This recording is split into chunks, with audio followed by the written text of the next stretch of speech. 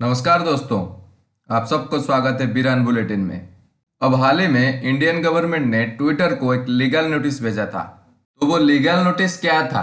क्यों Indian government ने Twitter को एक लीगल नोटिस भेजने की जरूरत पड़ी? आइए उसके बारे में जानते हैं।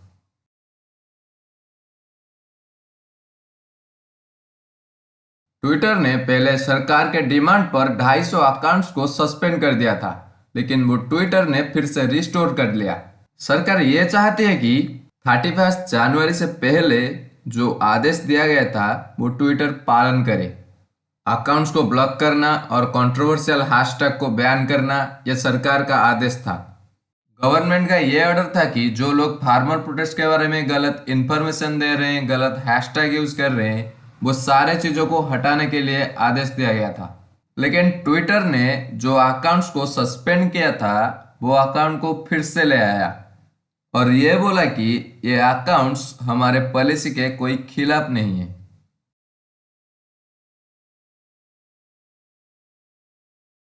कंप्यूटर रिसोर्सेज को यूज करके जो क्राइम्स होते हैं जैसे कि साइबर क्राइम और जैसे और अदर क्राइम्स है, उससे फाइट करने के लिए एक कोऑपरेशन एग्जिस्ट करता है।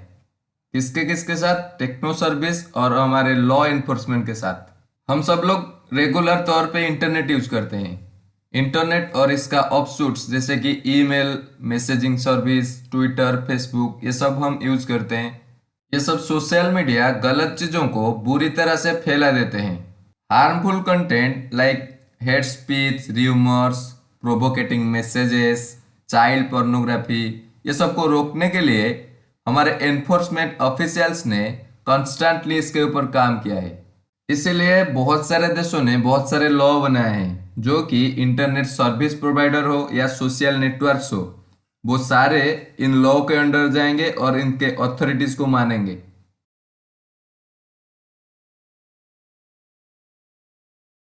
कंप्यूटर रिलेटेड गतिविधियों को नियंत्रित करने के लिए इंडिया में आईटी एक्ट 2000 बनाया गया है। इसमें वो सब प्लेटफॉर्म इंक्लूड हैं जो सब कंप्यूटर रिसोर्सेज और इलेक्ट्रॉनिक रिकॉर्ड्स को यूज करके एक बहुत बड़ा भूमिका निभाते हैं। Intermediary means telecom service, network service, internet service और web hosting, online payment, auction site, online market place और साइबर कैफेज, ये सारे इंक्लूड होते हैं। इंटरमीडियरीज के अंदर सोशल मीडिया प्लेटफॉर्म्स भी आते हैं, जो कि हमारे इलेक्ट्रॉनिक रिकॉर्ड्स को रिसीव करते हैं, स्टोर करते हैं और जरूरत आने पर ट्रांसमिट भी करते हैं।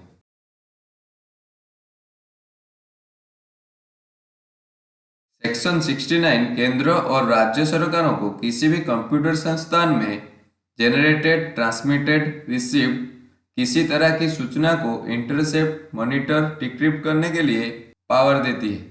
सेक्शन 69 ए केंद्र सरकारों को ऑनलाइन सामग्री के ब्लॉक करने और साइबर अपराधी को गिरफ्तार करने का अधिकार देता है। ये प्राथमिक कानून है जो भारत में साइबर अपराध और इलेक्ट्रॉनिक्स कॉमर्स के मामले में निपटता है। सेक्शन 79 ये स्पष्ट करती है कि एक मध्यस्थ किसी तीसरे पक्ष का जानकारी, डेटा या कम्युनिकेशन लिंक उपलब्ध कराने या उसके द्वारा होस्ट किए जाने के लिए उत्तरदायी नहीं है।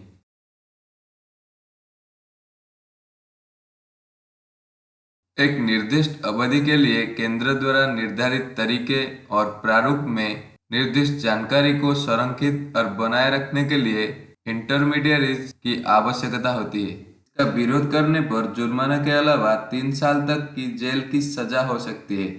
टेक्निकल असिस्टेंट के फेल्यूर और सरकार के लिखित अनुरोध पर जनता तक पहुंच को अवरोध करने के लिए एक दिशा निर्देश का पालन करने में विफलता के अलावा 7 साल तक की जेल अवधि घोषित हो सकती है।